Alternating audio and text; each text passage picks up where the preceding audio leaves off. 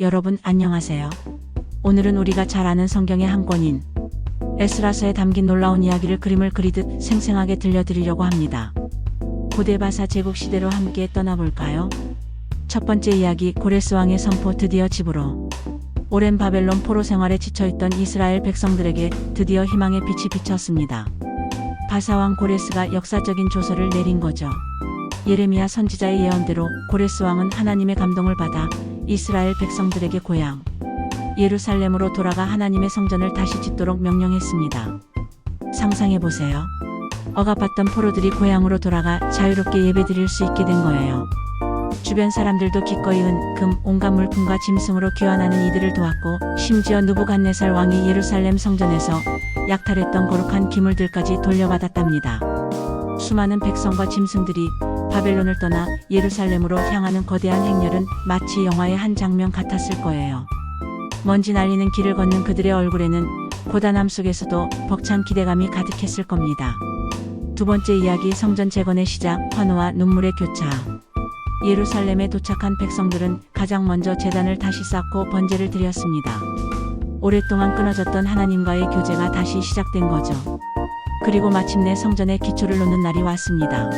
젊은이들과 아이들은 기쁨에 겨워 환호하고 찬양 소리가 하늘을 찔렀습니다. 하지만 첫 성전의 웅장함을 기억하는 나이 많은 사람들은 감격과 슬픔이 뒤섞인 눈물을 흘렸습니다. 과거의 영광과 현재의 초라함, 하지만 동시에 미래에 대한 소망이 교차하는 순간이었죠. 기쁨의 함성과 통곡 소리가 한데 어우러져 멀리까지 들렸다고 하니 그 현장의 감동이 얼마나 컸을지 짐작이 됩니다.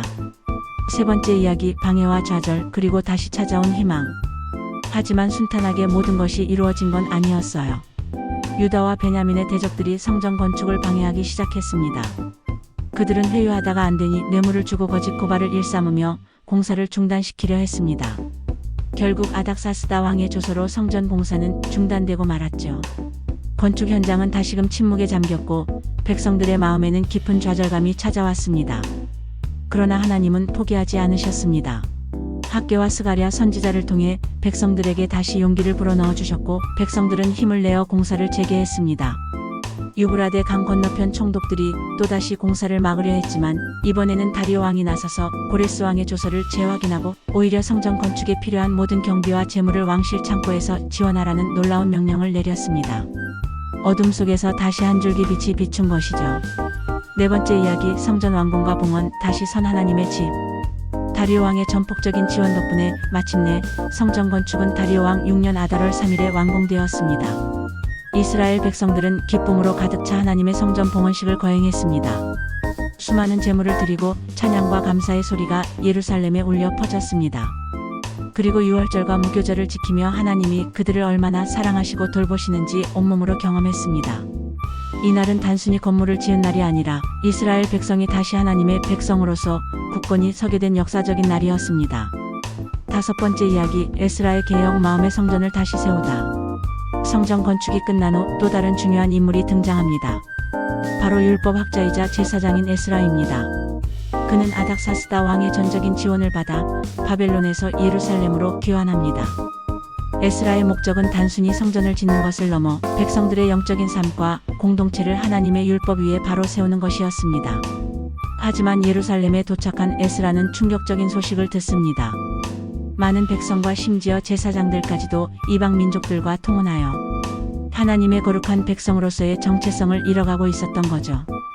이 소식을 들은 에스라는 옷을 찢고 통곡하며 하나님 앞에서 백성들의 죄를 대신하여 간절히 기도했습니다. 그의 진심 어린 회개에 백성들도 마음을 찢으며 함께 울었고 하나님의 말씀대로 이방인 아내들을 정리하며 죄악과의 단절을 결단했습니다. 결론은 하나님은 우리와 함께 하십니다입니다. 에스라서의 이야기는 단순히 고대 이스라엘 백성의 역사를 넘어 오늘날 우리에게도 깊은 메시지를 전달합니다. 하나님은 어떤 상황 속에서도 당신의 약속을 반드시 지키시는 신실하신 분이십니다. 아무리 큰 어려움과 방해가 있어도 하나님은 당신의 뜻을 이루시고 당신의 백성을 결코 버리지 않으십니다. 또한 이 이야기는 우리가 물리적인 건물을 짓는 것뿐만 아니라 우리 내면의 삶과 공동체를 하나님의 말씀 위에 굳건히 세우는 것이 얼마나 중요한지를 깨닫게 합니다. 때로는 아프고 힘든 결단이 필요하더라도 하나님과의 관계를 회복하고 바른 길을 선택할 때 진정한 회복과 기쁨을 누릴 수 있음을 보여줍니다. 이 에스라서의 이야기가 여러분의 삶에도 큰 울림을 주기를 바라며 느헤미야기를 다음으로 준비합니다. 감사합니다.